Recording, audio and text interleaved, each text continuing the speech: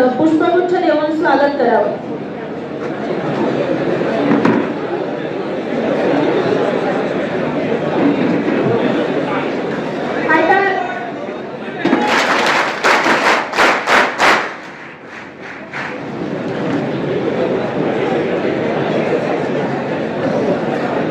आपण बराच वेळ प्रतीक्षा केलेली आहे, त्यामुळे मी सरांना विनंती करते की त्यांनी आपलं बहुमोल मार्गदर्शन सुरू करावं. त्या अगोदर मॅडम आपल्याला सरांची ओळख आणि थोडंसं प्रास्ताविक करणार आहेत. मी मॅडमला विनंती करते की त्यांनी ते करावं.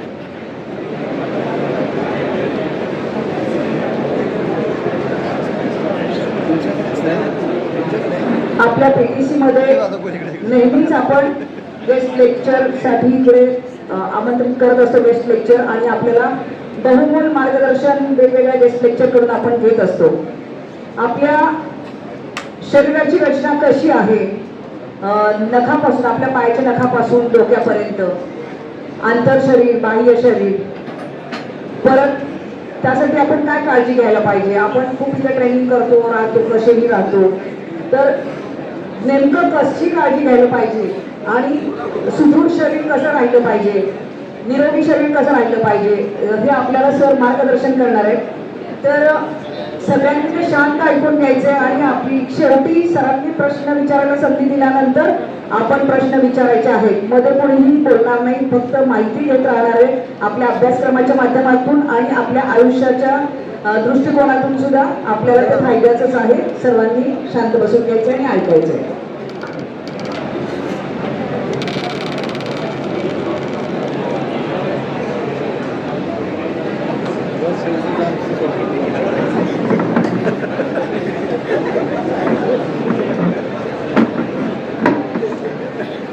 सर्वांना नमस्कार.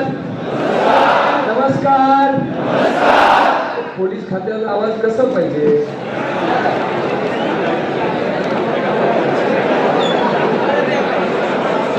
सर्वांना नमस्कार. गेट वरती बसलेल्या अधिकाऱ्याला सुद्धा आवाज झाला पाहिजे, इतका मोठा आपला आवाज पाहिजे. 1000 नवनिर्वाचित ट्रेनी पोलीस खात्यातले युवा भारत मातेच्या सेवेच्या इच्छेने ओतप्रोत असलेले या हॉलमध्ये एकत्रित झालेले, आणि त्यांची आवाज कशी गुंजायला पाहिजे, कशी गुंजायला पाहिजे, एकदम जोरात जयकारा व्हायला पाहिजे. भारत माता की सर्वांना शुभ मध्यान.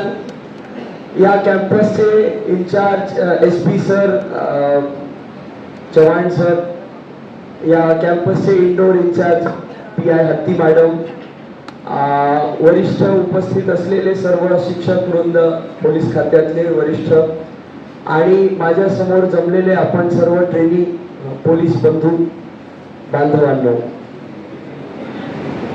ट्रेनी नाही, ट्रेनीज आहे ना? हो.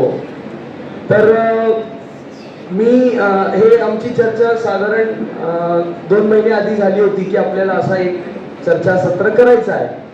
मी चर्चासत्र म्हणतोय, गेस्ट लेक्चर नाही. या ज्या अर्थी मी चर्चासत्र म्हणतोय, तर इथे थांबून माझी जेवढी बोलण्याची जबाबदारी आहे तितकी जबाबदारी तुमची पण आहे, तितकीच. तर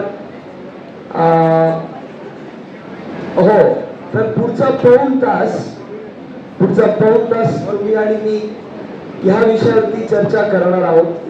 आणि याची चर्चा अशी झाली पाहिजे की हे नेहमीसाठी आपल्या डोक्यामध्ये फिक्स झालं पाहिजे, जेणेकरून या विषयासंबंधित कुठलाही प्रश्न, पेपर तर खूप छोटी गोष्ट आहे. आइन्स्टाईन बोलून गेला की a single piece of paper cannot decide my future. तर कारण प्रस्तावनेमध्ये हा विषय आला म्हणून मला त्याचं क्लॅरिफिकेशन द्यावं लागत आहे. तर पेपर हा खूप छोटी विषय आहे, पण तुम्ही लोकांशी डील करणार आहात, जनसामान्यांशी डील करणार आहात, आणि त्यांच्याशी डील करताना महत्वाची बाब आहे की ह्या विषयी परत कधी आपल्या समोर कुठलाही प्रसंग आला तर आपल्या मनामध्ये त्याच्यावरती निर्णय करताना गफलत होऊ नये, आपण ठाम असू. तर पुढचे 45 मिनिटं तुम्ही आणि मी एका सूत्रामध्ये बांधून चर्चा करणार आहे. तुमचा कॉन्सन्ट्रेशन डिसाईड करणार आहे की तुम्ही पुढे कशी सर्व्हिस देणार आहात. तर 2 महिने आधी जेव्हा ही आमच्याकडे बाब झाली होती की आपल्याकडे असं यायचं आहे, तेव्हाच मी विचार करत होतो की एवढे सगळे पोलीस ट्रेनी असणार आहेत, सगळे यंग असणार आहेत. म्हणजे मी खूप म्हातारे अशातला भाग नाही पण असं ऊर्जेचा संचार होतो सगळ्या यंग लोकांना पाहिल्याने. तर मी विचार करत होतो आपण त्यांना कसं ऍड्रेस करावं, काय ऍड्रेस करावं. आणि म्हणून आल्यानंतर घोषणा तर व्हायला पाहिजे, त्याशिवाय आपला जोश कशा प्रस्तुत होणार. तर अशा या पार्श्वभूमीवरती आपण या सत्राला सुरू करूया. ही पीपीटी काय विशेष नाही, खरं तर मी एक्स्टेम्पोर असंच बोलणार आहे आपल्याशी. पण याच्यामध्ये काही मुद्दे पॉइंट्स ठेवलेले आहेत जेणेकरून माझ्याकडून काही मिसआउट होऊ नये. आणि ते पाहून तुमच्या मनामध्ये काही प्रश्न असतील तर संबंधित प्रश्न पण आपल्या या चर्चा सत्राच्या शेवटी आपण विचारू शकता. तो are you ready? Okay. So माझ्याकडे 2 प्रेझेंटेशन्स आहेत. पहिली प्रेझेंटेशन ही जनरल हेल्थ केअर संबंधित आहे, ज्याच्यामध्ये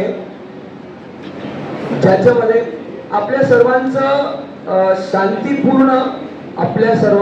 शांतीपूर्ण सहवास अपेक्षित आहे. आपण मध्ये बोललात तर मर्यादा उल्लंघन होईल.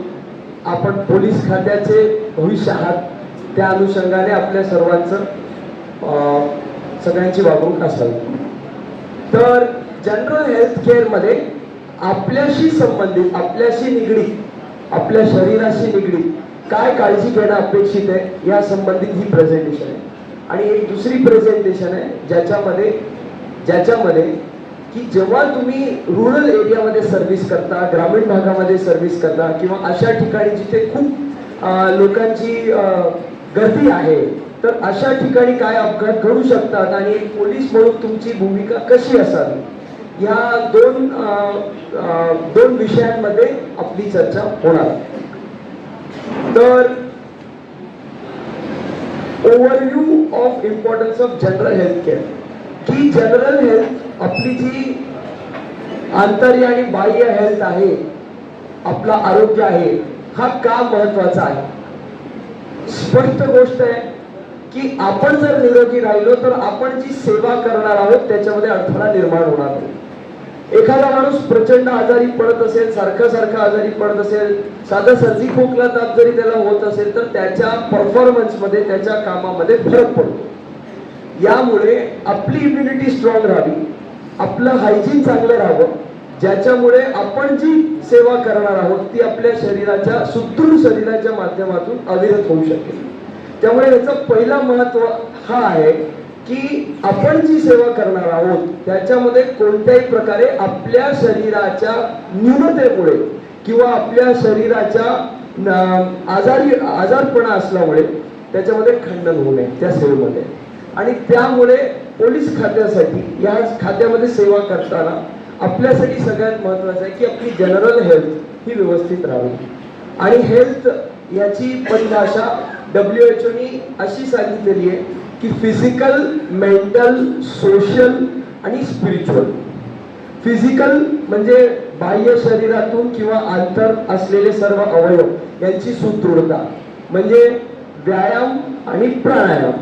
व्यायाम हा बाहेरच्या शरीराला सुदृढ ठेवतो आणि प्राणायाम हा अंतर शरीराला सुदृढ ठेवतो. दुसरं मेंटल म्हणजे तुम्ही पाहता आज आपण, म्हणजे कोणाला दोषारोपण नाही आहे, पण पेपर घेतला हातात किंवा बातम्या लावल्या की याचा मर्डर झाला, याला कापून पेटीमध्ये बंद करून टाकलं किंवा असं करण्यात आलं, तसं करण्यात आलं, अशा वेगवेगळ्या बातम्या आपण पाहतो. आणि अशा बातम्या मारहाणच्या आणि चोरी चकारीच्या अशा सगळ्या पाहिल्यानंतर माणूस खुश राहू शकतो का? नाही राहू शकत. तर या अशा नेगेटिव्ह बातम्या असताना सुद्धा आपल्या आजूबाजूचा वलय कसा पॉझिटिव्ह राहील, आपल्या आजूबाजूचा वलय कसा ऑप्टिमिस्टिक राहील, आपल्या आजूबाजूचा वलय म्हणजे ऊर्जेच्या संचाराने कसा तेजपुंज राहील, यासाठी आपली मानसिक शक्ती खूप महत्वाची आहे. म्हणजे what you think makes you. आपण काय विचार करतो याच्यावरती सगळं अवलंबून आहे.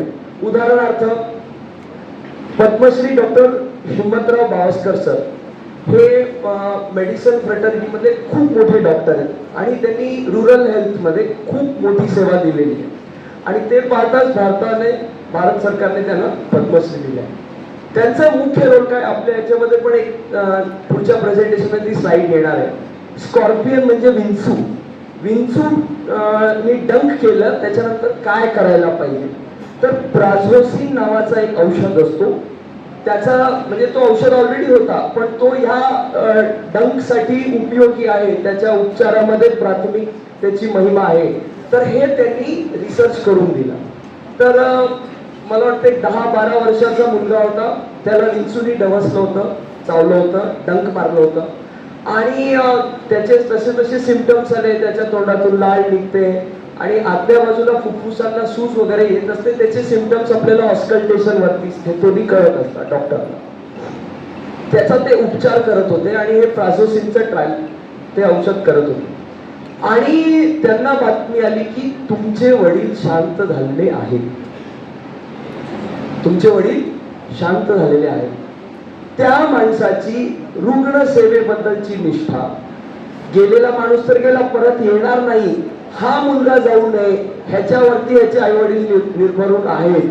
त्यामुळे त्यांनी त्यांच्या वडिलांच्या अंत्यविधीला सुद्धा गेले नाही, त्या पोराचा उपचार करून ते गेले. सांगायचं हेतू काय की आपल्या सेवेसाठी, आपल्या सेवेप्रती अशी निष्ठा असावी की जाणारा माणूस तर गेला देह सोडून, तो तर काय परत येणार नाही, त्याची अंत्यविधी कशी तरी होईल, त्यांचे भावंड असतील किंवा त्यांच्या घरातले परिजन असतील. पण इथे सध्या कोणीतरी आहे जो यंग आहे, जो माझ्या समाजाचा देशाचं भवितव्य आहे, त्याचा परिवार त्याच्यावर अवलंबून आहे.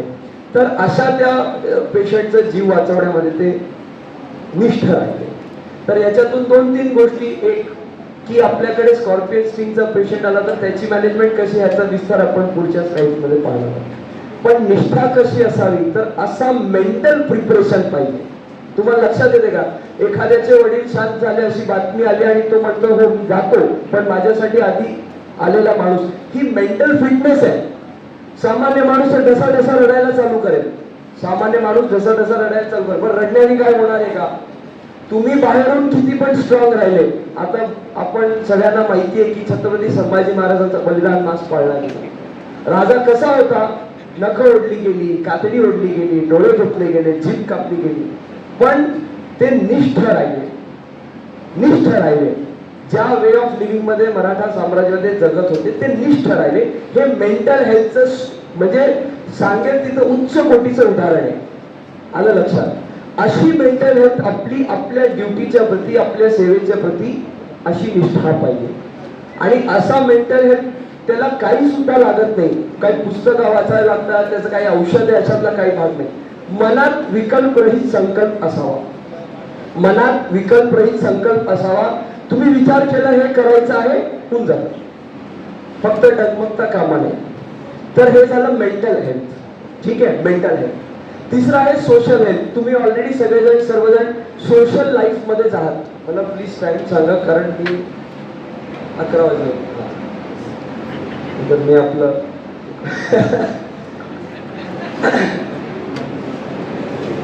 तिसरं आहे सोशल हेल्थ.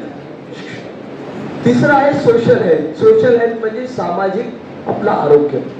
सामाजिक आरोग्य कसा असावा, म्हणजे समाज सेवा केल्याने आरोग्य संवर्धन होतं. हे मी नाही सांगत, हे US मधली एक केस स्टडी सांगते. ते लोक, डॉक्टर लोक प्रिस्क्रिप्शन अमुक आजार आहे, एस्पेशली जे क्रॉनिक इलनेसेस आहेत, म्हणजे जे खूप काळापासून असलेले रोगराई आहेत, हाडांचे किंवा तुमचे ऑटो इम्युन डिसीज आहेत, तर अशा सगळ्या रोगांच्या प्रिस्क्रिप्शन मध्ये औषध गोळी दवा पाणी लिहिल्यानंतर खाली ऍडवाइस मध्ये डॉक्टर लिहितात. उदाहरणार्थ बीपीचा पेशंट असेल तर काय लिहितात, मीठ कमी खावा, तळलेलं कमी खावा. तर असे ते प्रिस्क्रिप्शन मध्ये ऍडवाइस मध्ये खाली लिहित होते 2 तास समाजसेवा करा, सोशल वर्क करा. हे प्रिस्क्रिप्शनचं भाग होतं. सांगायचं हेतू काय, जेव्हा तुम्ही लोकांमध्ये जाता, लोकांच्या अडचणी समजता, तेव्हा आणि त्यांना मदत करण्याची ही संवेदनशील भावना मानवाची आहे, ती जेव्हा आपली बाहेर पडते तेव्हा आपलं असं समजा की आपल्या आजूबाजूचा जो वलय आहे तो पॉझिटिव्हनेसने वाढत जातो. खूप चांगली गोष्ट आहे. मला भारतरत्न डॉक्टर अब्दुल कलाम यांचे वाक्य एका इंटरव्ह्यू मध्ये आठवतात. ते म्हणत होते की ते बोलले की whenever you give something you feel happy. जेव्हा तुम्ही काही कोणाला देता तुम्हाला आनंद होतो. मग तो आनंद किती झाला, आपल्यापैकी अनेक जणांचं लग्न झालेलं असेल, माझं झालं नाही पण तरी सांगतो की तुम्ही तुमच्या बायकोला सांगताय की मी तुझ्यावर खूप प्रेम करतो, गुलाबाचं फुल दिलात, गोल्डचं पेंडंट दिलात, एक अंगठी दिलात. आता तिचं जर का समाधान होत नसेल तर तुम्ही त्या प्रेमाची व्याख्या कशी करणार आहात की माझं जीव देऊ होतं तुझ्यासाठी. तर हे जे फिलिंग आहे सॅटिस्फॅक्शनचं, हे जे फिलिंग आहे देण्याचं, ह्याची काही स्केल नाही आहे. हे आपापल्या अनुभवाने आपल्याला लक्षात येतं आणि या अनुभवाने आपला सोशल वेलबिंग सुदृढ होतो. सोशल वेलबिंग सुदृढ होतो. ते काय म्हणले, whenever you give something you feel happy. May it be advice, may it be some money, काही वस्तू असेल, पण तुम्ही जेव्हा देता तेव्हा तुम्हाला तो सॅटिस्फॅक्शन येतो आणि ती तुमची सोशल वेलबिंग डिसाईड करते. सोशल वेलबिंग डिसाईड करते. आणि शेवटचा मुद्दा तो म्हणजे काय, स्पिरिच्युअल हेल्थ. ज्या परंपरेला, ज्या संप्रदायाला, ज्या धर्माला, ज्या वे ऑफ लिव्हिंगला आपण मानत असू, जेव्हा आपण प्रार्थना करतो, तुम्ही अनेक पिक्चरांच्या माध्यमातून पाहिलं असेल, मूवीजच्या, की इव्हन डॉक्टर पण हे सांगतं की आता आमच्या हातात नाही, आता तुम्ही प्रार्थना करा. मला तर मर्द पिक्चर आठवतो, ते सगळेच जण, किंवा कुली पिक्चर आठवतो, तर सगळे जण त्याच्यासाठी प्रार्थना करतात. So prayers work, prayers work. तुम्ही एकांतामध्ये तुमची जी काही, आता या हॉलचं नाव विपासना हॉल, तर तुम्ही जी काही तुमची पद्धती असेल, जेव्हा तुम्ही प्रार्थना करता, एकांतिक संवाद करता, तेव्हा तुमच्या मनामध्ये जी शांती प्रस्थापित होते ना, त्याला जगातली कुठलीही ताकद उजाडू शकत नाही. आणि मी या सर्वांच्या पलीकडे जाऊन सांगू इच्छित आहे की जेव्हा तुम्ही ही स्पिरिच्युअल शांती मनामध्ये प्रस्थापित करू शकाल, तर तुम्ही असे अनेक पर्चे ऐकले असाल की लुळा माणूस चालायला लागतो. संत ज्ञानेश्वर माऊलींचं उदाहरण आहे की ती भिंतीवरती ते बसलेले होते आणि भिंतीला चल म्हणलं आणि ती भिंत, निर्जीव भिंत चालायला लागली. ह्या काही म्हणजे मी बिलकुलच असं म्हणू शकत नाही की हे काहीतरी सांगितलेली कथा आहे, दंतकथा आहे, नाही, ह्या सत्य घटना आहे. ठीक आहे. आणि आपल्याला असे अनेक उदाहरण आजच्या तारखेत पण जंगलात, रानात अनेक असे महात्मा आहेत, तुम्हाला भेटतील आणि असे पर्चे तुम्हाला दिसतील. ठीक आहे. मी भविष्य सांगतो, मी हे सांगतो, ते सगळं मी बोलत नाहीये. Hello, there is a difference. So spiritual health, मग प्रत्येकाला वेगवेगळी सिद्धी असते, पण एक माणूस म्हणून आपल्याकडे, आपल्या मनामध्ये एकांतिक जेव्हा आपण संवाद करतो, तर ती आपली स्पिरिच्युअल हेल्थ डिसाईड करते. एवढं मला कळतं. आणि स्पिरिच्युअल हेल्थ असेल तर auto immune disease, president of United States of अमेरिकाचा प्रेस सेक्रेटरी होता एक. ठीक आहे. त्याचं पुस्तकाचं रेफरन्ससाठी पुस्तकाचं नाव आपल्याला सांगतो, when breath becomes air. When breath becomes air हे पुस्तक आहे. प्रेस सेक्रेटरी होतं, त्याला ऑटो इम्युन डिसीज होतं, अँकोलायसिस स्पॉन्डिलायटिस. आणि 8 महिने फक्त त्याने लाफ्टर थेरपी केली. काय केली? Laughter therapy. त्याच्या काय म्हणतात त्याला, फार्म हाऊसला गेला आणि लाफ्टर थेरपी केली आणि त्याचा हा रोग नीट झाला. ऑटो इम्युन डिसीज म्हणजे आपला शरीर स्वतःला हानी करतो गैरसमज झाल्यामुळे, आणि तो रोग म्हणजे तुम्ही कोणीच वाचू शकत नाही. तुमचं शरीरच तुम्हाला मारायला तुललंय तर तुम्ही काय करू शकता. पण त्याच्यावरती त्याने मात केलं, मात्र लाफ्टर थेरपी. मग इनडायरेक्टली लाफ्टर थेरपी, तो हसला आणि बरा झाला, म्हणजे त्यांनी स्वतःचा उपचार स्वतःसोबत केला. आलं लक्षात? तर स्पिरिच्युअल हेल्थ ही सगळ्यात महत्वाची. तुमची जी परंपरा असेल, जे संप्रदाय असेल, जी पूजा पद्धती असेल, की तुम्ही स्वतःशी रोज कमीत कमी किती ड्युटी बिझी असली तरी एक 5 मिनिटं, एक 15 मिनिटं, एक अर्धा तास, तुम्हाला जसा वेळ असेल तुम्ही स्वतःशी संवाद साधा. स्वतःशी संवाद साधा, एकांतिक शांत बस.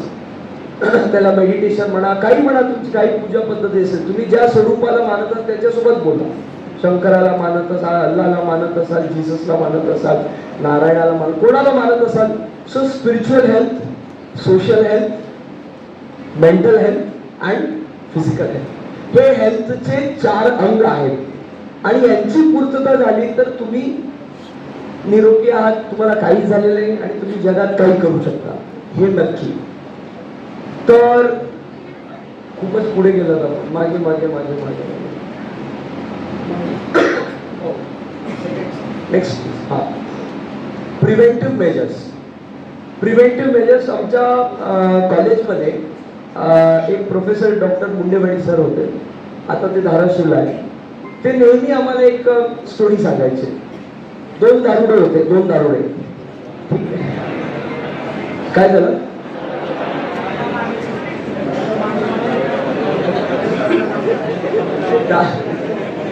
नाही, दारुडे अल्कोहॉलिक्स. There were 2 अल्कोहॉलिक्स. दारूचं व्यसन लागलेले असे 2 व्यक्ती होते. ठीक आहे, सॉरी मॅडम. अच्छा अच्छा, असं झालं. बघा किती आमचे विचार मॅच करतात.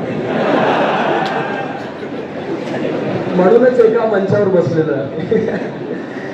तर ऐका ना, तर त्यांच्या मनात आलं की आता आपल्याला दारू सोडायची आहे, आपल्याला निर्व्यसनी व्हायचं आहे.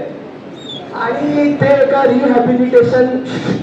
रिहॅबिलिटेशन सेंटरमध्ये जातात आणि तिथल्या डॉक्टरला म्हणतात की बाबा आम्ही, अरे बोलतोय मी आणि पाणी तुम्ही पिताय राव, काय.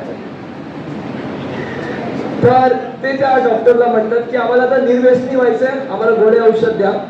आपल्याकडे सगळ्यात मोठी म्हणजे भारतीय समाजामध्ये एक पद्धती काय म्हणजे का काम करायची, की त्यांना करायचं खूप काही असतं पण त्याच्यासाठी ते प्रयत्न बिलकुल करत नाही.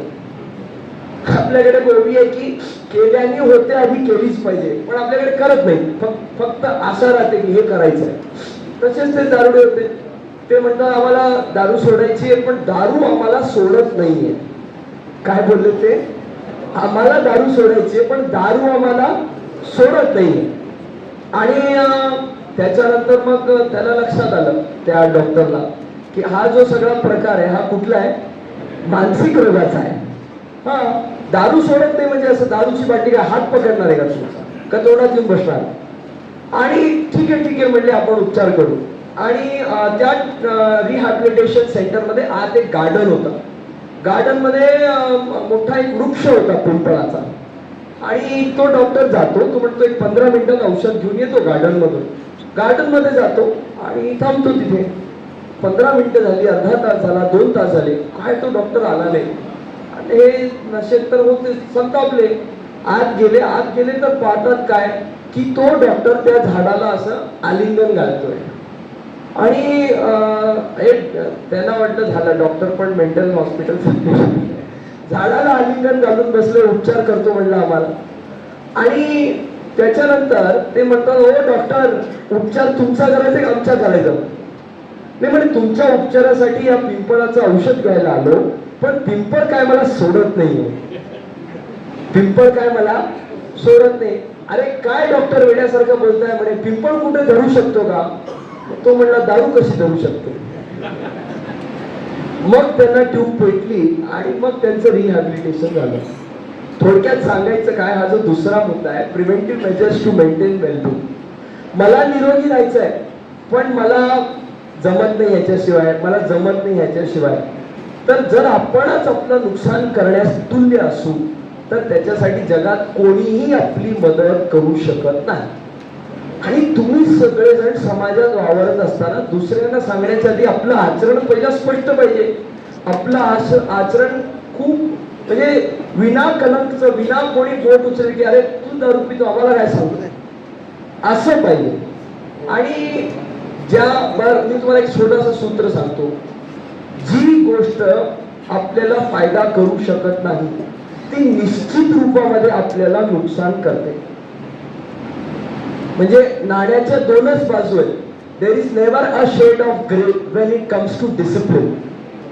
It's either black or it is white. It is never grey. करायचंय तर हो, नाही करायचं तर बिलकुल नाही. त्यामुळे व्यसन किंवा आता उदाहरणार्थ, आता माझा तो विषय नाही आहे, नॉन व्हेज खाण्याचा हा व्यक्तिगत विषय आहे. ओकेजनल खातात, काही लोक रोज खातात, त्यांचा विषय आहे. ते हेल्थ बेनिफिट सांगतात, पण त्याच्या काउंटर पण भरपूर सारे पॉईंट्स आहेत. मी त्याच्या डिटेलमध्ये जात नाही, कारण तो 1 तासाचा वेगळा गेस्ट टॉक आहे. पण सांगायचा हेतू की आपल्या शरीरात पचन होण्यासाठी त्याला वेळ लागतो. तुम्ही आणून ठेवा बाहेर, 24 तासात काय होणार, त्याच्यातून वास यायला लागणार. 2 दिवसात काय होणार, त्याला वरती बुरशी लागणार. का होतं तर टेम्परेचर. तेच तुम्ही फ्रीज मध्ये ठेवलं तर काय होणार, फ्रीज मध्ये ठेवलं तर काय होणार, प्रिझर्व राहणार. मग हु इज द कल्प्रिट, टेम्परेचर. मग बाहेरचं तापमान किती आहे, 27-28 डिग्री सेल्सिअस. सोलापूरचं थोडं जास्त पकडूया. आणि शरीराचं किती आहे, 37 डिग्री. मग तुम्ही विचार करा की टेम्परेचर जर कल्प्रिट आहे, टेम्परेचरमुळे हा नुकसान होत असेल, त्याला बुरशी लागत असेल, तर आपल्या शरीराचा टेम्परेचर तर जास्त आहे. मग तो सडणार नाही, आज तो सडणार नाही. मग या सगळ्या दृष्टिकोनातून त्याची आवश्यकता किती आणि त्याचे हजार्ड्स किती. दारू पिणारा चवसाठी, त्याचं गम उतरवण्यासाठी, त्याचं टेन्शन कमी करण्यासाठी. अरे दारू पिल्याने तुम्ही भानातच नसता तर टेन्शन कुठलं होतं. म्हणजे किती सामान्य गोष्टी आहेत. तर ह्या गोष्टी मी ह्या पॉइंट मध्ये का सांगतोय की आपला वेलबिंग आपल्याला मेंटेन करायचं असेल तर हे प्रिव्हेंटिव्ह फॅक्टर्स आहेत. प्रिव्हेंटिव्ह फॅक्टर्स काय आहे की माझा आहार शुद्ध असावा. आहार कुठला झाला, फक्त तोंडातला नाही, मी काय पाहतोय पण शुद्ध पाहिजे. माता भगिनी फिरतात, आता त्यांना जर आपण बोलू शकत नाही तुम्ही असे कपडे घाला तसे कपडे घाला, पण आपली पाहण्याची नजर जर चुकीची असेल तर मग दोष होतो. आणि आपण लोकांना काय सांगणार जर आपल्यामध्ये दोषदृष्टी असेल. त्यामुळे आपण काय पाहतो, आपण काय ऐकतो, आपण कसं बोलतो, या सगळ्या गोष्टी आपल्या हेल्थला डिसाईड करतात. तुम्हाला वाटत हा काय बोलतोय, पण हे खरं आहे. तुम्ही याच्यावरती जर आज संध्याकाळी जाऊन विचार केला किंवा आता टॉक नंतर पण आपसात चर्चा केला, तुम्ही काय खाता हे डिसाईड करतं की तुमचं शरीर कसं राहणार. तुम्ही काय ऐकता मला सांगा. एक आर्टिकल आहे published, science of drinking water, पाणी पिण्याचा शास्त्र. शास्त्र काय सांगतं, तुम्ही एक म्हणजे याच्यावरती US मध्ये खूप रिसर्च झाली. एक प्रोफेसर रुस्तम रॉय म्हणून होऊन गेले. 18 वेळा त्यांना नोबेल लॉरिएट साठी त्यांनी नॉमिनी केलं, पण नोबेल लॉरिएट दिलं नाही पुरस्कार. का तर ते भारताच्या वेदांचं महत्व सांगायचं त्याच्या रिसर्च मध्ये. रिसर्च अशी आहे की आपण पाण्याचं बॉटल किंवा मेटलचं ग्लास घेतलं, पाणी भरून समोरच्याला दिलं, तुम्ही कसं त्याला देता त्याच्यावरती ह्या पाण्याच्या मॉलिक्युल्सचं इंटरस्ट्रक्चर तयार होतं. म्हणजे काय, तुम्ही रागाच्या भरात जर दिला, ए नालायक तोंडाच्या एड्या तोंडाच्या तुला पाणी असं शिव्या घालून दिला, तर त्या पाण्यामध्ये जे मॉलिक्युल्सची अरेंजमेंट आहे ती डिस्टॉर्टेड राहते. आणि ते जर का तुम्ही त्याला प्रेमाने दिलं तर त्या मॉलिक्युल्सची अरेंजमेंट ही ऑर्गनाइज्ड आहे. हे मायक्रोस्कोप मध्ये पाहिलेलं रिसर्च आहे.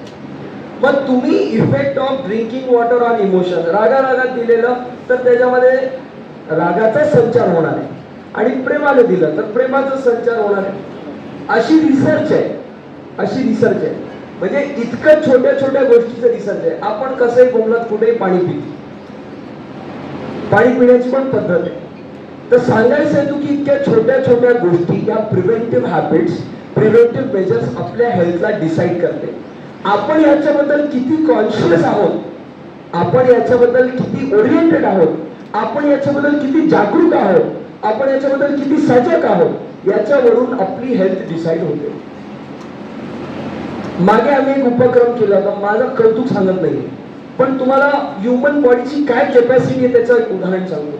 आम्ही 96 तासामध्ये सोलापूर ते पंढरपूर साष्टांग घालत गेलो, 70 किलोमीटर, 200 लोकांची. पेपरला बातमी वाचली असेल, सकाळला होती 2 आठवड्यात. त्याच्यामध्ये मात्र 96 तासामध्ये मी फक्त 14 ते 15 तास झोपू शकतो. पण मी दुसऱ्या दिवशी माझ्या कॉलेजला जाऊन माझा लेक्चर घेतला, काहीच फरक पडलं की खूप झोप येते, खूप थकलो, एवढे दंडवत घालत गेलो हजारो, काहीही फरक पडत नाही. हे मेंटल स्ट्रेंथचं, स्पिरिच्युअल स्ट्रेंथचं तुमच्या फिजिकल हेल्थवर फरक आहे. तुम्हाला लक्षात येते का मी काय सांगतो तुम्हाला? हो. तर आपल्याला आता हे मी एक पॉइंट वरती खूप विस्तार होऊ शकतो, आपल्याकडे वेळेचं कन्स्ट्रेंट आहे. त्यामुळे शॉर्ट मध्ये सांगायचं हेच की आपलं आरोग्य कसं असला पाहिजे ह्याच्याबद्दल कोणी डिसाईड करणार असेल तर आपण स्वतः आहोत. ते तुम्ही बघितलं असेल, एक असा फोटो आहे, मी माझ्या शिल्पाचा शिल्पकार, आणि तो स्वतःला कोरत असतो. तर अशा प्रकारचा हेल्थ बद्दल कॅरेक्टर बद्दल, पर्सनॅलिटी बद्दल लागू आहे. Next please. त्याच्यात काही पॉइंट्स आहेत, आपण ऑलरेडी चर्चा केली आहे, सहज ओव्हरव्ह्यू करूया. बॅलन्स डाएट, आहार कसा असावा, तुम्हाला शॉर्ट मध्ये सांगतो, 2-3 उदाहरण देऊ.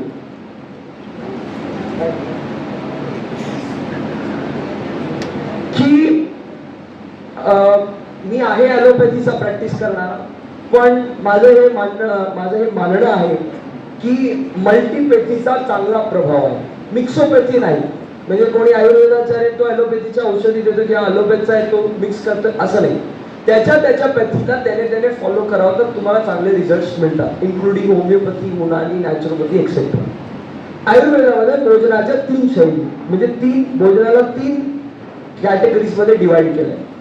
एक आहे पॉझिटिव्ह प्राणिक फूड, एक आहे झिरो प्राणिक फूड, एक आहे निगेटिव्ह प्राणिक फूड. पॉझिटिव्ह प्राणिक फूड म्हणजे कसं आहे बघा, आपण जेव्हा काही खातो तर आपल्या पाचन तंत्रामध्ये त्याला पचवण्याकरिता ऊर्जा खर्च होते. म्हणजे पोटात गेल्यानंतर सगळे एन्झाईम्स मिक्स होतात, फूड चर्न होतो, त्याचे बारीक तुकडे होतात, मग ते पचलं आणि मग ते रक्तवाहिकेतून सगळ्या शरीरामध्ये जातं. तर ह्या सगळ्याला ऊर्जेचा खर्च होतो. मग ज्या भोजनामध्ये आपल्याला त्याला पचवण्यासाठी लागणारी जी ऊर्जा आहे त्याच्यापेक्षा जास्त ऊर्जा त्याच्यामधून भेटत असेल तर त्याला पॉझिटिव्ह प्राणिक फूड म्हणतात. त्याचं सगळ्यात उत्तम उदाहरण म्हणजे तुम्ही जे घराच्या बाहेर काही येऊ नये, रोगराई येऊ नये, काय तंत्र मंत्र येऊ नये, तुम्ही काय लावता, पांढरा भोपळा. आग्र्याचा पेठा खाताना देवा, आग्र्याचा पेठा ज्याच्यापासून बनतो त्याला म्हणतात पांढरा भोपळा, ऍश गोल्ड, विंटर मेलन. ठीक आहे. तर कद्दू, पांढरा कद्दू, तो गोलवाला, आणि तो जगातला कदाचित सगळ्यात पॉझिटिव्ह प्राणिक फूड आहे. हा पण त्याची अतिमात्रा पण खाऊ नये, विषारी आहे. दुसरं झिरो प्राणिक फूड. झिरो प्राणिक फूड म्हणजे काय की ज्यामध्ये जे आपलं मेन डाएट असतं, टमाटा आणि बटाटा, की ज्याला पचवण्यासाठी जेवढी ऊर्जा लागते तेवढीच त्याच्यामधून आपल्याला भेटते आणि आपल्या शरीराचं काम बघतं. आणि तिसरं आहे निगेटिव्ह प्राणिक फूड, की त्याला पचवायला ऊर्जा जास्त लागते आणि त्याच्यामधून ऊर्जा जी भेटते ती खूप कमी आहे. उदाहरण, कांदा, लसूण, नॉनव्हेज, चहा, कॉफी. चहा कॉफी घेतल्यानंतर तर एकदम असं वाटतं ना, तर्रारी आली एकदम, म्हणजे आपण एकदम अलर्ट झालो. पण ते नर्वस स्टिम्युलंट असल्यामुळे त्याचा तो प्रभाव आहे. पण त्याचा मूळ जो स्वभाव आहे त्या पदार्थाचा तो हा निगेटिव्ह प्राणिक पद्धतीचा आहे.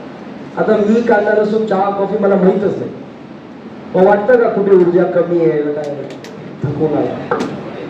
तुम्हाला ते आपोआप जेव्हा तुम्ही प्रॅक्टिस करता अनुभव येतं. तर तुम्हाला कुठल्या प्रकारचं फूड खायचं आहे, पॉझिटिव्ह प्राणिक, झिरो प्राणिक, निगेटिव्ह प्राणिक, ते तुम्ही ठरवा आणि त्याप्रमाणे त्याचा जो कॉन्सिक्वेन्स असेल, त्याचा जो परिणाम असेल तो तुमच्या शरीराच्या आरोग्यासाठी तुम्ही तुमचं ठरवा.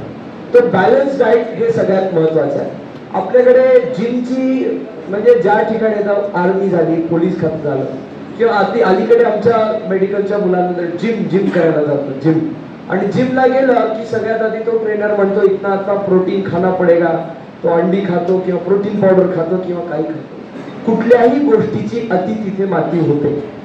त्यामुळे तुम्हाला मी सांगतो, भारतामध्ये जिथे ज्या एरियामध्ये जाल त्या एरियाचं त्याचं काय म्हणतात लोकल फूड आहे, त्या सगळ्याचा अभ्यास करता आपल्याला हे लक्षात येतं की जे महाराष्ट्रीयन थाळी आहे ती कदाचित एकमेव थाळी आहे, भोजनशैली आहे, ज्याच्यामध्ये भोजनाचे 6 रस आहे, षडरस युक्त भोजन ज्याला आपण म्हणतो.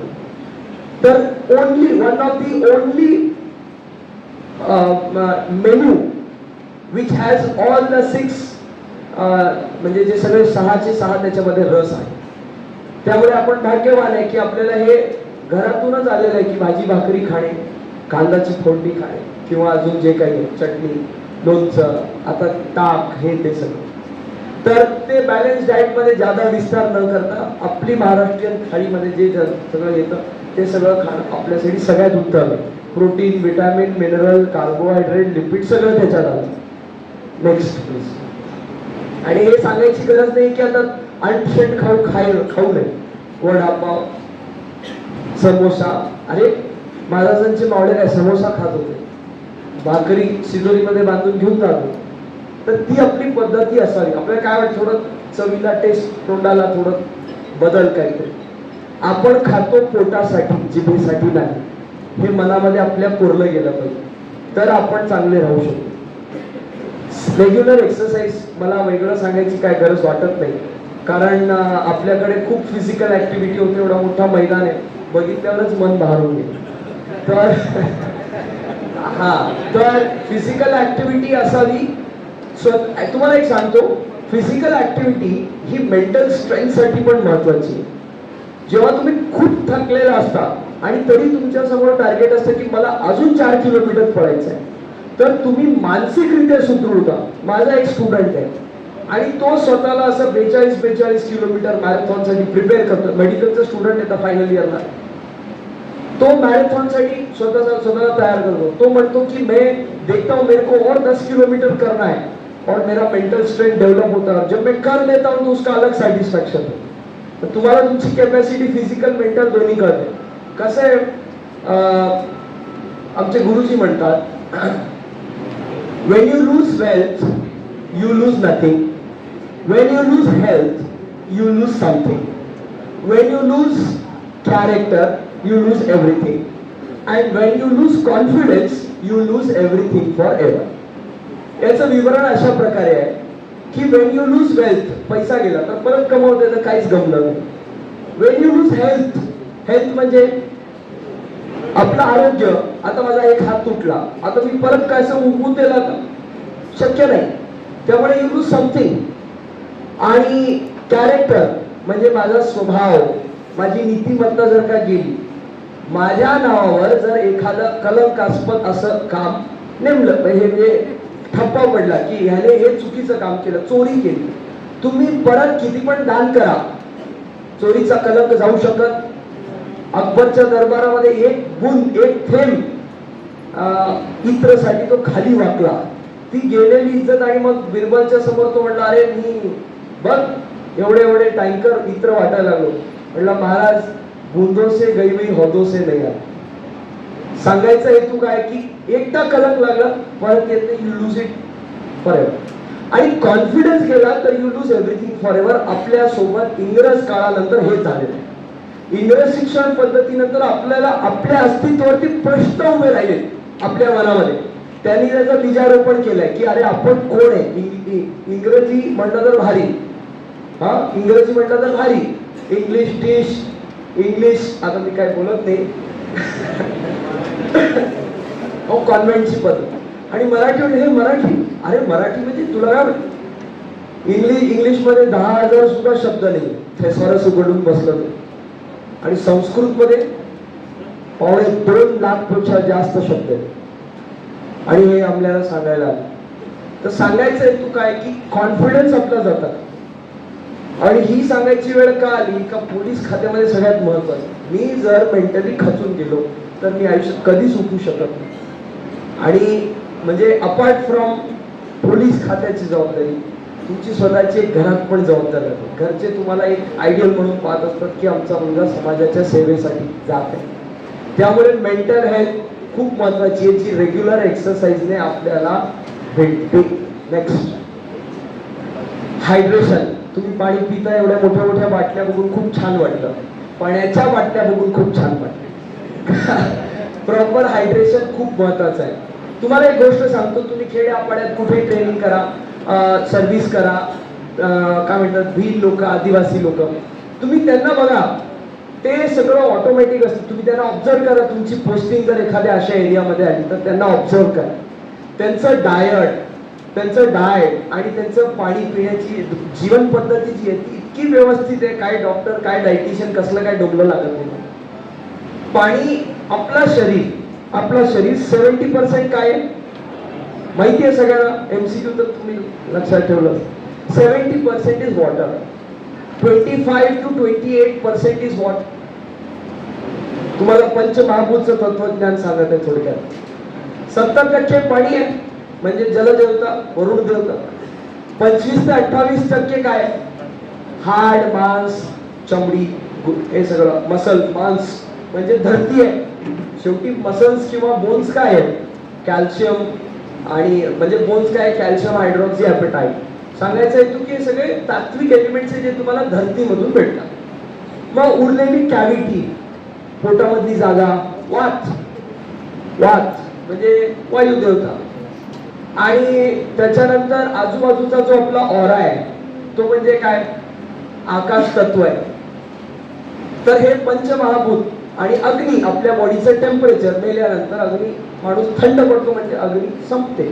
अग्नी का आहे तर आपल्या शरीरामध्ये कंटिन्युअसली काय चालू आहे, काहीतरी बनत आहे, काहीतरी तुटत आहे आणि त्याच्या स्वरूपामध्ये ऊर्जा बाहेर पडत आहे, त्याचा निर्माण होत आहे, ती म्हणजे अग्नी. या पंचमहाभूताचं आपलं शरीर बनलेलं आहे. मग 70% काय आहे, पाणी. मग आपल्या तोंडाच्या माध्यमातून जे काही आपल्या शरीरात जात आहे त्याच्यामध्ये 70% पाणी आहे का, नाहीये. भाजलेलं, तळलेलं, अजून काय काय केलेलं सगळं आपण खातो, पाणी मात्र नाही. त्यामुळे आपल्या शरीरामध्ये सुस्ती येते. म्हणजे शरीराचा हा जो प्रपोर्शन आहे 70-30चा, त्याला मेंटेन करण्यासाठी आपण जे खाते ते काय आहे, मिसमॅच करते. त्यामुळे आपल्या शरीरामध्ये बघा मॅडम पाणी पिलं इतकं पाणी आपण घेतलं पाहिजे. म्हणजे साधा फॉर्म्युला आहे, जेवढा वजन आहे समजा 70 किलो वजन आहे, भागिले 10 भागिले 2 एवढं पाणी मिनिमम माणसाने पिलं पाहिजे. 50 किलो वजन आहे, 2.5 ते 3 लिटर मिनिमम पिलं पाहिजे. 500 ml जादाच, पण कमी नाही. तर हे झालं प्रॉपर हायड्रेशन. पाणी तुम्ही, मी ते सांगत होतो तुम्हाला, ग्रामीण क्षेत्रामध्ये कुठे तुमच्याकडे असं हीट स्ट्रोकचा माणूस आला, चक्कर येऊन पडला, तुम्ही बघायला तर वारीचं सीझन सुरू होणार आहे, वारीला गेलं माणूस, चालता चालता कोसळलं, सगळ्यात पहिला त्याची नब्स म्हणजे त्याचा पल्स बघा. घड्याळात बघून तर तुम्ही कोणी बघू शकता पल्स किती आहे, ठीक आहे. आणि जर त्याचा पल्स कमी असेल, म्हणजे 50 पेक्षा 60 पेक्षा कमी असेल, तर ताबडतोब त्याला लिंबू सरबत पाणी. साधी गोष्ट आहे. एक आपल्याकडे इलेक्ट्रॉलचे पाऊच भेटतात, ते अजून काय असतं, ORS चे पाऊच भेटतात. ते काहीही नसेल तरी 1 ग्लास म्हणजे 250 ml पाणी, 1 लिंबू पिळा, 1-2 चमचा साखर टाका, 2 चिमटी मीठ टाका, आणि this is the ideal solution. ORS चा बाप आहे लिंबू पाणी. ताबडतोब त्याला 2 ग्लास देऊन टाका, लगेच त्याचा बीपी म्हणजे जर लगेच आता हिस्ट्रोक झालं असेल तर लगेच तो रिकवर होतो. मग तुम्ही त्याला डॉक्टरकडे रेफर करू शकता फर्स्ट एड साठी. तर हायड्रेशन बद्दल ही चर्चा. नेक्स्ट, झोप, एडिक्वेट स्लीप. ऊर्जेचे काय झालं, हो. आणि आता हे आपल्यासाठी खूप चॅलेंजिंग आहे. आम्ही दंडवत पहाटे 4 वाजता निघणार होतो आणि पत्रामध्ये मी 3 वाजेचीच वेळ टाकली, आणि अक्षरशः अर्ध्या रात्री आम्हाला फोन आला, तुमच्याकडे 5 खात्याचे पोलीस अधिकारी नेमले गेलेले आणि ते 3 वाजता तुमच्या स्पॉटला हजर होते. म्हटलं बापरे. मग हे पाहता आपल्याला काय सामान्य लोकांसारखी झोप नशिबी नाही, पण 24 तासामध्ये किमान आपल्या शरीराच्या गरजेनुसार मिनिमम 5 ते 6 तासाची झोप असावी. कोणाला कमी लागते, म्हाताऱ्या लोकांची झोप कमी होते कारण त्यांच्या शरीराची आवश्यकता कमी झालेली असते. छोट्या मुलांची जास्त असते. तुम्ही बघा, नवीन जन्माला आलेला 16 तास 20 तास झोपतच असतो.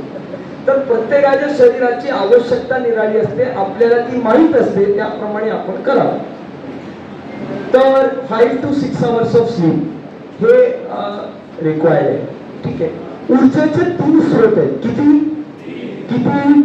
आणि झोपलेत की काय, ऊर्जेचे किती स्रोत आहेत, त्या मुख्य 3 स्रोतांमधून एक आहे भोजन, एक आहे झोप, आणि तिसरा आहे प्राणायाम. म्हणजे जोपर्यंत तुम्ही ऑक्सिजन घेणार नाही, मॉलिक्युलर लेवलवरती, सेल्युलर लेवलवरती, पेशीच्या लेवलवरती तुमच्या शरीरामध्ये काहीच क्रिया होणार नाही. ATP नावाची जी ऊर्जा करन्सी आपल्या शरीरामध्ये असते, तर ती ऊर्जा करन्सी निर्माण होण्याकरिता ऑक्सिजनची मुख्य भूमिका आहे. 78% नायट्रोजन असलं तरी 21% असलेलं, 71 आणि 28 जे काही आहे, तर नायट्रोजन जादा आहे, ऑक्सिजन कमी आहे. तरी ऑक्सिजनच आपले फुफ्फुस काय घेतं, तर आपल्या शरीरामध्ये रक्तवाहिकेमध्ये रक्तात असलेल्या RBC मध्ये आयर्न असतो, हिमोग्लोबिन असतो, हिमोग्लोबिन मध्ये आयर्न असतो, आणि त्या आयर्नला हे ऑक्सिजन खूप प्रेम त्याचं आहे, त्यामुळे ते नायट्रोजनला सोडून ऑक्सिजनला घेतो. आणि ते ऑक्सिजन असेल तरच आपली ऊर्जा राहते. थोडक्यात सांगायचं की थोडं अनुलोम विलोम करा, सकाळी थोडं कपालभाती करा. रामदेव बाबाला लावा 5 वाजता, तुम्हाला आवडत नसेल तरी. तुमच्या स्वार्थापोटी प्राणायाम करा. प्राणवायू का सांगितलंय तर त्याच्यानी प्राणचा संचार होतो, म्हणून तो प्राणवायू आहे, म्हणून प्राणायाम त्याची पद्धती आहे. सो ऊर्जेचे 3 स्रोत आहे आणि याच्यामध्ये तुम्ही कमी जास्त करू शकता. हे योगी लोक, महाराज लोक, एकदम असे महात्मा लोक प्राणायाम करतात तर ते एकच टाइम जेवतात. कितीतरी दिवस काही लोक तर जेवत पण नाही, फक्त भाजी खातात, फक्त पाणी पितात आणि झोप कमी घेतात. आता आपल्याला माहिती आहे आपले पंतप्रधान साहेब 2-2, 3-3 तास झोपून त्यांनी इलेक्शनच्या वेळेस प्रचार केलेला आहे, बरोबर आहे. 2013 मध्ये सांगायचं हेतू की हे जे 3 मुख्य ऊर्जेचे स्रोत आहे ह्याच्यामध्ये एकमेकांमध्ये तुम्ही बॅलन्स करू शकता. झोप कमी, भोजन सीमित, प्राणायाम जास्त वगैरे वगैरे. त्यामुळे झोपेचं महत्व आहे. तिसरं नेक्स्ट मेंटल हेल्थ, याच्याबद्दल ऑलरेडी आपण खूप बोललेलो. Next please. हा सगळ्यात महत्वाचं, मला वाटतं मॅडम वाट पाहत होते की ही स्लाइड कधी येते. Personal hygiene. आता आपण 1000 किंवा 1400 जण एकत्र राहतात. कॉमन टॉयलेट्स असतात, कॉमन बाथरूम्स असतात, रूम मध्ये कोणी कोणाच्या बेडवर बसतं. मला माहिती आहे कशी सुविधा आहे किंवा कशी व्यवस्था आहे इथे, पण एकमेकाच्या बेडवर असतं. कसं असतं, अनेक आजार असतात. साध्या कफ पासून, कातडीच्या रोगांपासून ते अनेक आजार असतात. कुठला आपल्याला येऊन चिटकेल आपल्याला सांगता येत नाही. त्यामुळे आपली पर्सनल हायजीन ही सगळ्यात महत्वाची बाब आहे. एकमेकाचं कधीही टॉवेल यूज करणे, हे काय नॅपकिन आहे, काय फरक पडतो नाही, हे कधी होता कामा नये. म्हणजे घरात सुद्धा काय माझीच बायको आहे, माझीच मुलं नाही, आपला टॉवेल सरळ सरळ पॅन्टीला पुसा. मी तर खिशात रुमाल सुद्धा ठेवत नाही. तर स्वतःचं टॉवेल, स्वतःचं नॅपकिन हे मस्ट आहे. ब्रश स्वतःचं मस्ट आहे. साबण शक्यतो स्वतःचं असावं. या पर्सनल हायजीनच्या मूलभूत गोष्टी. आपले कपडे आपण धुलेलं बरं आहे. मला खूप बोलायचा अधिकार नाही कारण मी खूप धुत नाही, पण आपण आपले कपडे स्वतः, ही पर्सनल हायजीनची बाब आहे. त्याच्यानंतर छोटी गोष्टी असतात की आपण सांगण्यामध्ये कधी कधी संकोच करतो किंवा आपण इग्नोर करतो की एवढं काय होतंय, थोडं तर खाज येते, काय होत नाही काय. पण छोटासा आजार कधी मोठा होईल, इंग्रजीमध्ये एक म्हण आहे काय की स्टिच इन टाइम सेव्स नाही. म्हणजे वेळेवर थोडंसं फाटलं त्याला शिवलं तर जास्त फाटणार नाही, त्याला जास्त आपल्याला कष्ट करावं लागलं रिपेअर करायला. आपल्या शरीराबद्दल बिलकुल इग्नोरन्स नसलं पाहिजे. आणि एक गोष्ट सांगतो, तुम्ही किंवा कुठलाही डॉक्टर किंवा कुठली डायग्नोस्टिक टेक्निक तुमच्याबद्दल जेवढं सांगू शकते त्याच्या आधी तुमचा शरीर ओरडून सांगत असतो, अरे बाबा तुला हे त्रास आहे, तुम्ही जेवू नका. बरोबर कळतं भूक लागणार आहे म्हणून. तुम्हाला सुस्ती आली, आपोआप कळतं की मला आता ताप येणार आहे. थोडं घशामध्ये खरखराट सुरू होते, आता कळते आता आपल्याला 4 दिवस घसा बसणार आहे, आपल्याला औषध घ्यावं लागणार आहे, आपल्याला खराब होणार आहे. असं सगळं आहे. सांगण्याचा हेतू की ह्या बारीकाईने पाहण्याच्या आणि समजण्याच्या गोष्टी आहेत पर्सनल हायजीनच्या. याच्याबद्दल हे काय असतंय असं कधीही टाळू नका, त्याला इग्नोर करू नका. छोट्या गोष्टी असतात आणि सुपारी खाल्लेली काय होते नाही. एखादी गोष्ट फायदा करत नसेल तर काय करते हे डोक्यात रेखाटूनच ठेवा.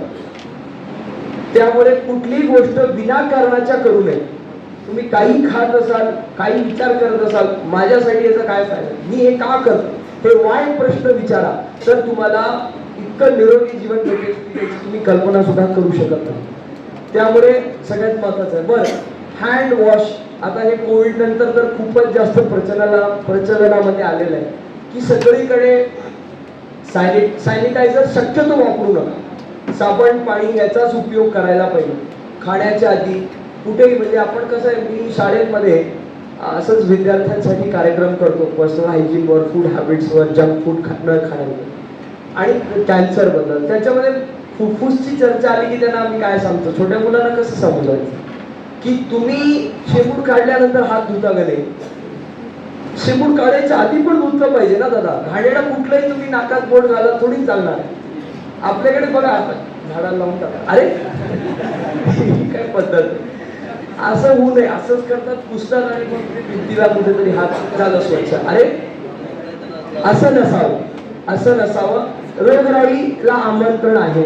रोगराई, आपण आपल्या आज्या पंजांसारखं इतके स्वस्त नाही, काही खाल्लं कसंही राहिलं तर चालून जाईल. आपण आता खूप नाजूक झालेलो आहोत, ठिसूळ झालेलो आहोत. त्यामुळे हे बेसिक हायजीन महत्वाची.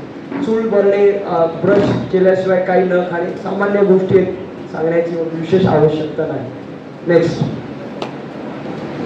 आणि म्हणजे आता तुम्ही सगळेजण या ड्रेस कोड मध्ये आहात, या ट्रेनिंग मध्ये आहात, तर वेगळं मला असं वाटत नाही की ज्या अर्थी आपण इतकी ट्रिमिंग करतो त्या अर्थी शरीराची सगळी व्यवस्थित ट्रिमिंग आपली असली पाहिजे. ही पर्सनल हायजीनचं खूप महत्वाची बाब आहे. आलं लक्षात? म्हणजे बाहेरून दिसायला का आपण करतो, कसं राहतं, केस जादा असले, घाम जादा गळतो आणि इन्फेक्शन होण्याची जास्त चान्सेस असतात. तर आपल्या खाकेचे खाली व्यवस्थित सगळीकडे म्हणजे आपल्या शेव असली पाहिजे, जेणेकरून आपल्याला स्किन इन्फेक्शन होणार नाही. हा, हे तर तुमच्याकडे स्क्रीनिंग होत असावी.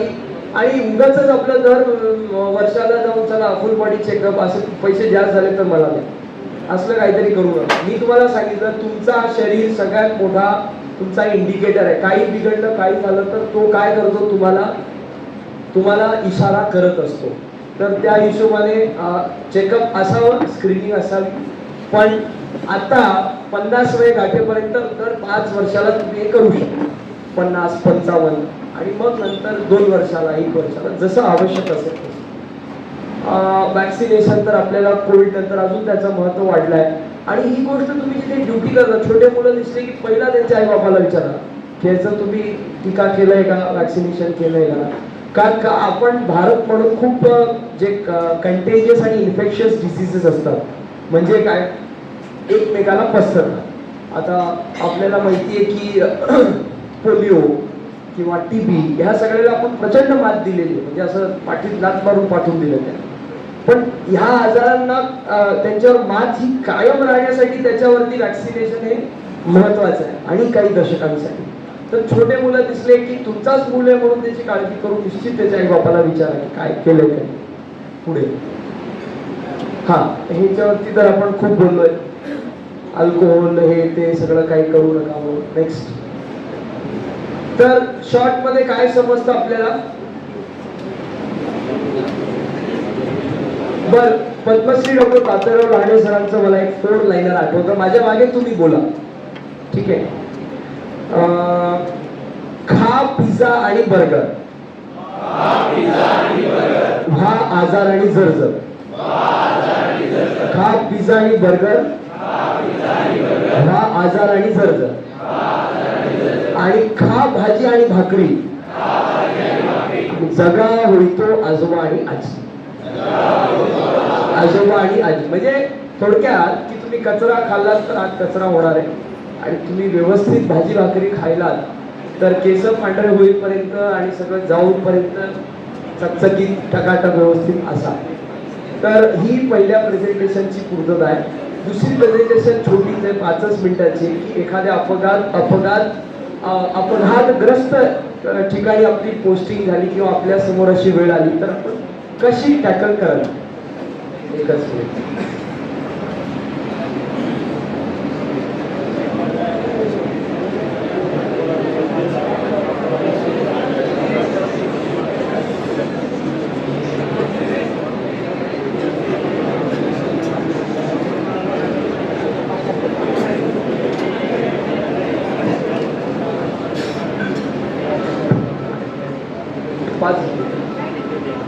नाही, एक 8 ते 9 स्लाइडच आहेत. तुम्हाला मी थोडक्यात सांगतो. बघा, आपल्या समोर येणाऱ्या गोष्टी काय असतात. सगळ्यात महत्वाचं म्हणजे गर्दी, गडबड, स्टॅम्पीड, ठीक आहे.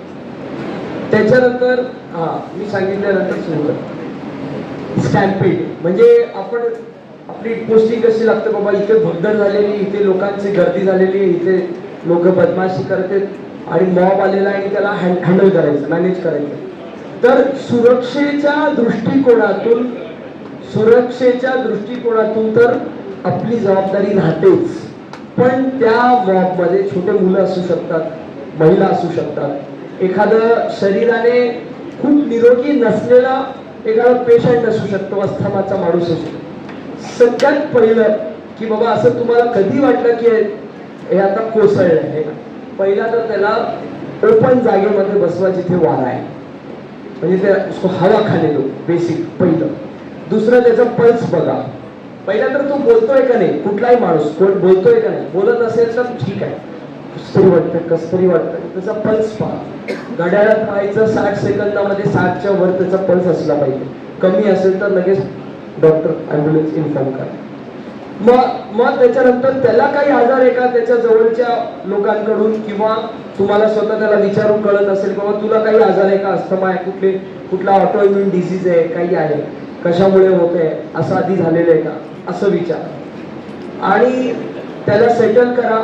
आणि लगेच पाणी देण्याची घाई करू नका.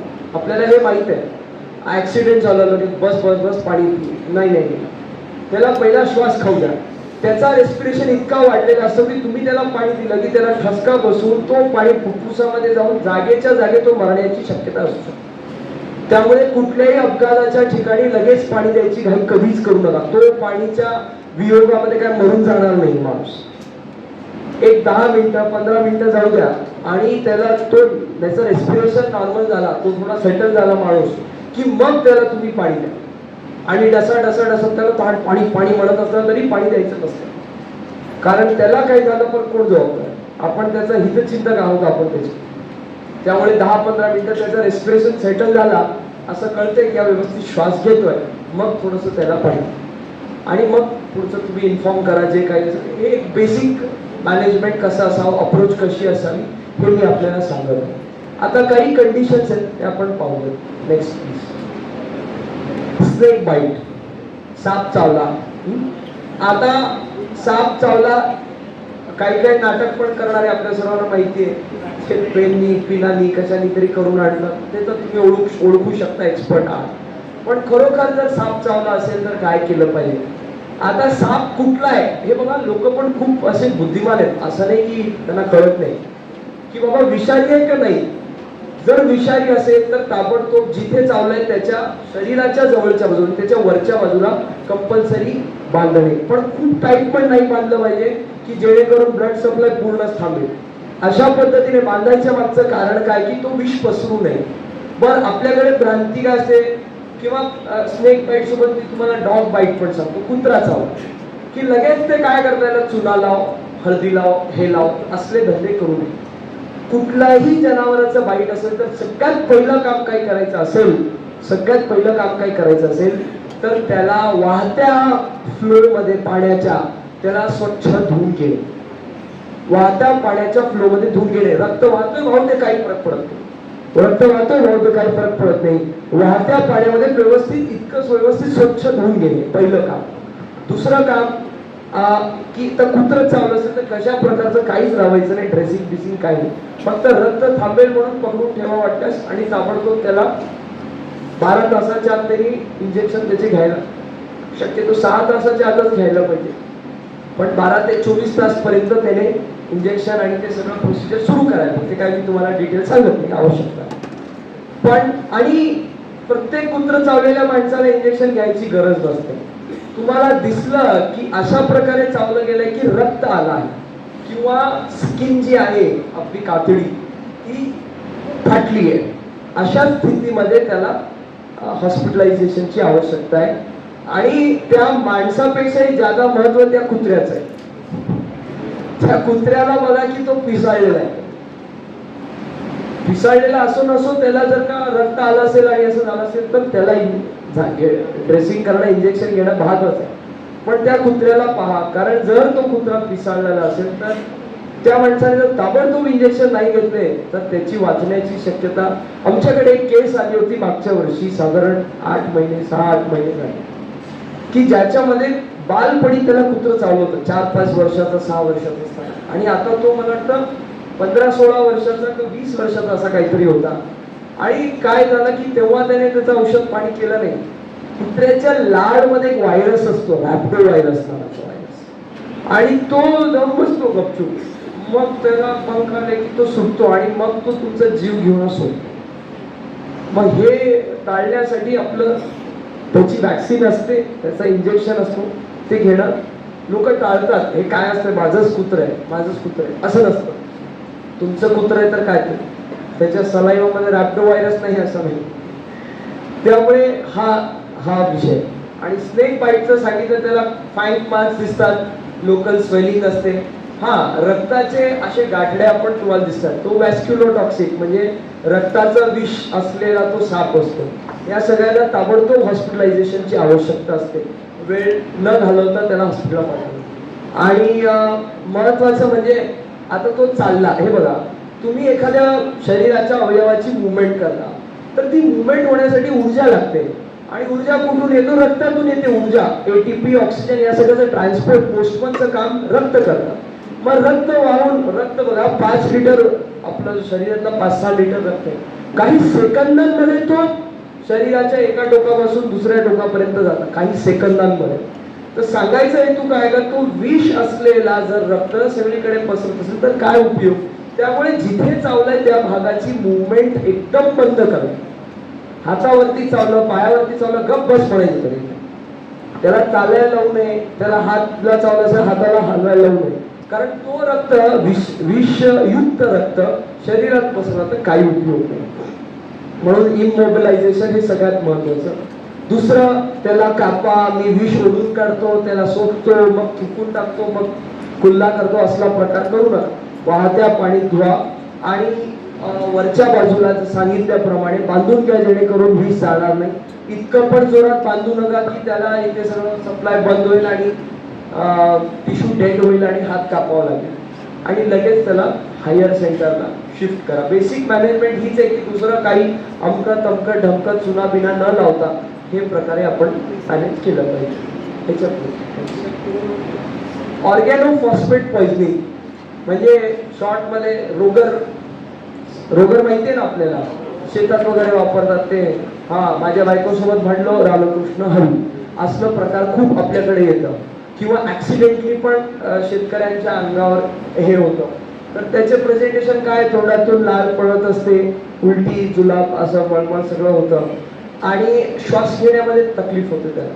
म्हणजे हा जो रोग असतो हा जाऊन डायरेक्ट फुफ्फुसावरती अटॅक करतो आणि श्वास घेण्याची क्षमता कॉम्प्रोमाइज होते, दम लागतं खूप त्याला. ऍक्च्युली याला ताबडतोब हॉस्पिटलायझेशनची गरज असते. त्यातल्या त्यात तिथे गरज काय असते, त्याच्या अंगावर जिथे पडलेले आहे तुम्ही जाऊन डायरेक्ट हात लावू नका. त्याला कपडे काढायला सांगा किंवा तुम्ही ग्लव्स घालून कपडे काढा. त्याला जिथे ते सांडलेलं आहे किंवा त्याने पिलेलं आहे तर चूल भरून कुल्ला करायला सांगा. जिथे ते अंगावर सांडलंय तर त्याला धुवून घ्या व्यवस्थित. आणि एका तेच लिहिलंय, कंटॅमिनेटेड क्लोज काढा हे. आणि ॲट्रोपिन, प्रॅलिडॉक्सिन हे 2 औषध असतात. तर तुमच्या एकदम primary care centre, sub centre, छोट्यातला छोटा सुद्धा जो आपल्या गव्हर्नमेंटचा मेडिकल मॅनेजमेंटचा सेंटर आहे, हेल्थ केअर सेंटर आहे, तिथे तुम्हाला हे औषध भेटून जातील. तिथला मेडिकल ऑफिसरला रेफर करा आणि ताबडतोब ही ट्रीटमेंट केली पाहिजे. ठीक आहे. Next, trauma. कुठल्याही भागामध्ये ट्रॉमा, आपल्याकडे मारहाणचे केस येतात किंवा आपण पाहतो मारहाण झालेली आहे, फ्रॅक्चर झालं, हे झालं, ते झालं. तर ज्या भागाला मारहाण झालेली आहे परत त्याचं इमोबिलायझेशन असलं पाहिजे. म्हणजे जास्त हलवता कामा नये. नाही मी जरा फिक्स करतो असला प्रकार काही करता कामा नये. आणि बेसिकली त्याचं जनरल कंडिशन GC जे आहे ते बघितलं पाहिजे की तो कॉन्शियस आहे का नाही, ओरिएंटेड आहे, मी कुठे मैं कहा हूं असं असेल तर ताबडतोब हॉस्पिटलायझेशन करण्याची आवश्यकता आहे. आणि ज्या भागाला ब्लिडिंग होते, मी तुम्हाला एक साधी सोपी गोष्ट सांगतो. ब्लिडिंग कुठेही होत असेल, मोठ्या प्रमाणात छोट्या प्रमाणात, त्याला दाबून ठेवलं ना तर तिथे प्रेशर हिमोस्टेसिस होतं. प्रेशर हिमोस्टेसिस म्हणजे रक्तामध्येच असे काही कॉम्पोनंट असतात. म्हणजे एखादी तुम्ही पिन मारा, रक्त येते थोड्या वेळाने स्वतः आपोआप ते थांबतं. तर रक्तामध्येच असे तत्व असतात जे त्या ब्लिडिंगला थांबवतात. ठीक आहे. तर त्याला तुम्ही जर प्रेशर लावून ठेवलं तर आपोआप ब्लिडिंग कमी होते, काहीही करण्याची आवश्यकता नाही. कचटलेलं असेल, वरच्यावर असेल तर स्वच्छ धुवून घ्या, थोडीशी हळद लावा.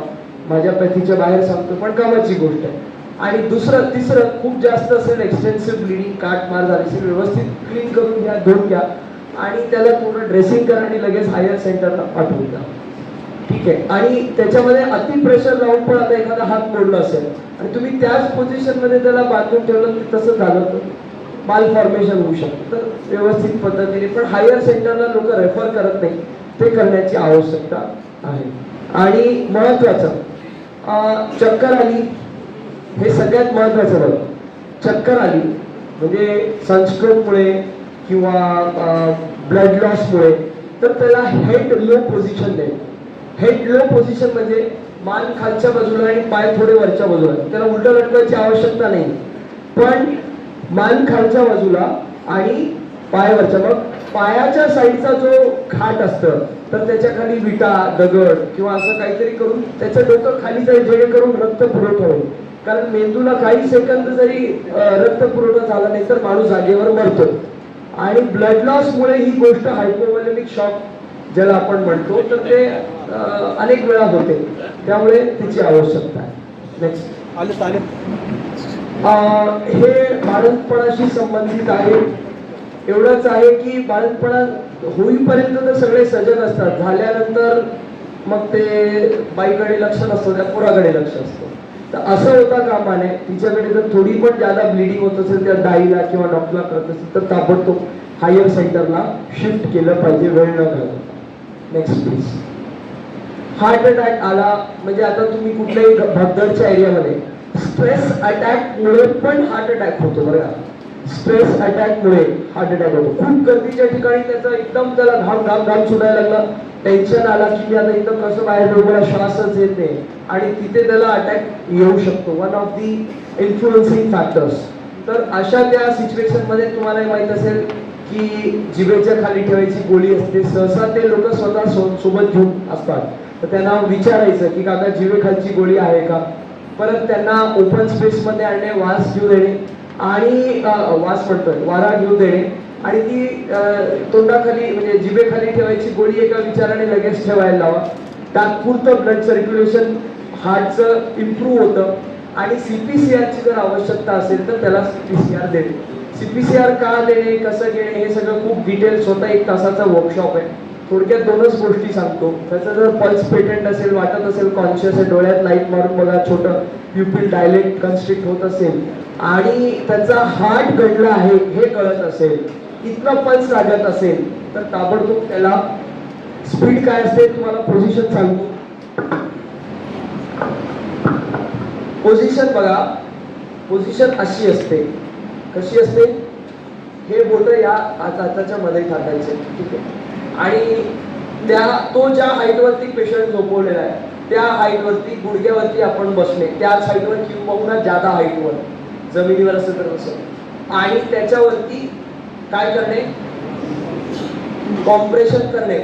हार्ट इथे नसतो, हार्ट इथे असतो छाताळाच्या मध्ये. हे जे स्टर्नम आहे ना इथला हार्ट, त्याच्या एक्झॅक्टली मागे हार्ट असतो. हा, त्याची थोडी बाजू या साईडला जास्त असते, पण हार्ट इथे याच्या मागे असतो. रेट्रोस्टर्नल पोझिशन आहे, त्याच्या मागे असं ठेवून, आणि मग मुवमेंट ही इथे होता कामा नये, हे असं होता कामा नये. तुम्ही पूर्ण म्हणजे तुमची स्वतःची पूर्ण मुवमेंट व्हायला पाहिजे. आलं लक्षात, इथे आणि इथे मुवमेंट होता कामा नये. तुम्ही असं पूर्ण मुवमेंट तुमची व्हायला पाहिजे, आणि त्या मुवमेंटचा रेट खूप जास्त असतो. त्यामुळे हार्ट अटॅक आलेल्या पेशंटला मी वाचवतो आणि 30 मार खामपणा करायचा नाहीये. पहिला 4 लोकांना मदतीसाठी बोलवा, पहिला सगळ्यात महत्वाचं. आणि मग ते स्ट्रोक, साधारण 120 स्ट्रोक एका मिनिटामध्ये, म्हणजे एका सेकंदामध्ये 2 स्ट्रोक झाले पाहिजे. एका सेकंदामध्ये 2 स्ट्रोक. आणि स्ट्रोकची डेप्थ किती, 4 ते 5 इंच. 4 ते 5 इंच हे हार्ट खाली जायला पाहिजे. या प्रोसेस मध्ये आपले बरगडे सुद्धा तुटतात. माझ्या डोळ्यांनी बघितलेलं, माझ्या आजोबांवरती झालेली गोष्ट. त्यामुळे बरगडे तुटले तरी विचार करायचा नाही, म्हणजे बरगडे तोडायचेच असं भाग नाही. पण 120 सेकंद, 120 स्ट्रोक एका मिनिटामध्ये, 60 सेकंदामध्ये. आणि साधारण 30 स्ट्रोक झाल्यानंतर 2दा त्याच्या तोंडामध्ये वारा द्यायचा आहे, हवा द्यायचा आहे. ओठा तोंड लावायची नाही, आपले हात असे त्याला वारा द्यायचा आहे. म्हणजे पर्सनल हायजीनचाच भाग आहे. जीव वाचवतो म्हणजे काही करतो असं होऊ नये. तर हे मायोकार्डियल इन्फार्क्शनचं मॅनेजमेंट आहे. एवढं भानगड करण्यापेक्षा सरळ आपलं पटापट जितकं रेफर करता येईल जवळच्या हॉस्पिटलमध्ये करा. पण आवश्यक असेल तर ही वेळ आली तर आपल्याला माहीत पाहिजे. याच्या मागचं सायन्स काय आहे की हार्टला स्टिम्युलेट केलं तर त्याला जोश येतं, अजून मी थोडं स्ट्रगल करू शकतो आणि तो चालत राहतो. ठीक आहे, नेक्स्ट. अस्थमाचं पण ते पंप सोबत ठेवतात, त्याशिवाय तुम्ही काहीच करू शकत नाही अस्थमाच्या पेशंटसाठी. काका फुसफुस आहे का म्हणायचं, संपलं. ते फुसफुसच म्हणतात. ऑक्सिजनचे सिलेंडर्स असतात अलीकडे, मोबाईल, तर ते शक्यतो आपल्यासोबत असावेत. आपल्या मॅनेजमेंटमध्ये असेल तर लगेच त्याला देता येईल. आणि अर्जंट हॉस्पिटलायझेशनची आवश्यकता आहे. Next please. डिहायड्रेशन वरती ऑलरेडी आपण बोललोय. Next please. हा, एनाफिलेटिक शॉक. कुठल्याही एलर्जी, मी तुम्हाला एकदम मंत्र जोरदार सांगतोय, हे औषध लक्षात ठेवा, काय ठेवू नका. एलर्जी कशाचीही होऊ शकते.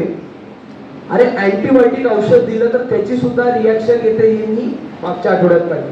म्हणजे असं खूप हॉस्पिटलमध्ये पाहिलं, पण खूप क्लोज रिलेटिव्ह त्यांना सूटच होत नाही अँटीबायोटिक.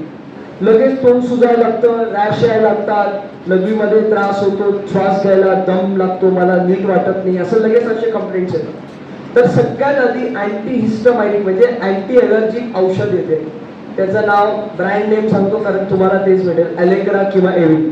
पहिला एक गोळी ती देऊन टाकायची. रॅश आले, अचानकच आले, दम लागायला लागलं, पहिला ते, आणि लगेच सेंटरला हॉस्पिटलला रेफर करा. 2 इंजेक्शन देतात, एक स्टिरॉइडचा, हायड्रोकॉर्टिकोस्टिरॉइड, आणि एव्हिलचा इंजेक्शन देतात. आणि त्याच्याने लगेच पेशंट सेटल होतो आणि खूप मोठा अपघात होण्यापासून वाचू शकतो. तर आधी तुम्ही एलेग्रा किंवा एव्हिल नावाची गोळी होते, अँटी हिस्टमाइनिक असते. कुठल्याही मेडिकल स्टोअरवाल्याला तुम्ही सांगू शकता आणि तुमचं प्रॉब्लेम सॉल्व्ह होऊ शकता आणि लगेच हॉस्पिटलला रेफर करा. तर ही आपल्या वक्तव्याची, चर्चेची लास्ट शेवटची स्लाइड होती. मला वाटतं संपलेलं आहे. आणि आशा आहे की माझी बडबड तुम्हाला रुचली असेल, आवडली असेल. याच्या मागे स्वार्थ काहीच नाही आहे. आणि एवढंच आहे की मी तर माझा स्वार्थ काय होतं सांगू का, असं 1000 युवकांना एका दृष्टीमध्ये पाहण्यासाठी मी आलोय खास. असे मी खूप मोठे मोठे कार्यक्रम केले, 2-3 हजार लोकांसाठी बोबलत फिरतच असतो इकडे तिकडे. पण ह्या वर्दीमध्ये असे 1000 विद्यार्थ्यांसाठीची ही सभा खूप सुंदर झालेली आहे. मला असं वाटलंय की मी काही देण्याचा प्रयत्न केलाय. आशा आहे की तुम्ही खूप काही घेतलं असेल आणि ह्याचा अनुपालन स्वतःकरिता, स्वतःच्या परिवारकरिता आणि समाजाकरिता, निश्चित राष्ट्राकरिता कराल अशी आशा आहे. आणि माझा हा चर्चासत्र संपला असं सांगून, भारत माता की, भारत माता की, भारत माता की. धन्यवाद. मला इथे बोलण्याची संधी दिली, 2 महिने थांबावं लागलं आणि मी 15 मिनिटं लेट झालो. या सगळ्यासाठी क्षमा प्रार्थी आणि धन्यवाद व्यक्त करतो आणि थांबतो. जय हिंद, जय भारत.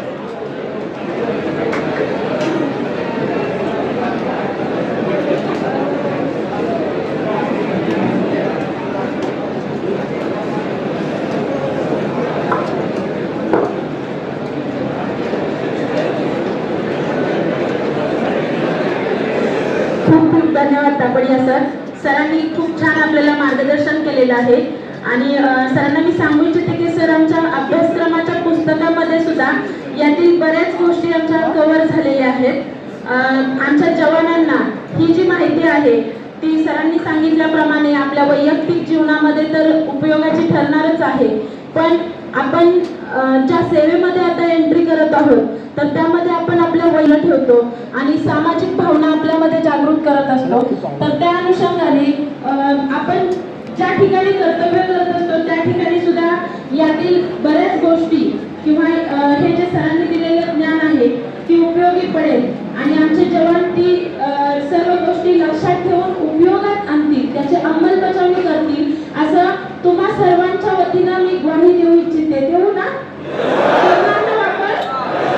सर्वांनी लक्ष देऊन ऐकलेलं आहे हे समजतं यावरूनच. खूप खूप धन्यवाद सर. खूप छान आणि बहुमोल मार्गदर्शन आमच्या जवानांना भेटलेलं आहे. मी आपल्या पीटीसीच्या वतीनं पीटीसीचे प्राचार्य आदरणीय चव्हाण साहेब, उपप्राचार्य तसेच आमचे सर्व आंतरवर्ग, बाह्यवर्ग अधिकारी आणि आमचे हे सर्व 1000 जवान यांच्या वतीनं आपल्याला धन्यवाद देते. खूप खूप धन्यवाद.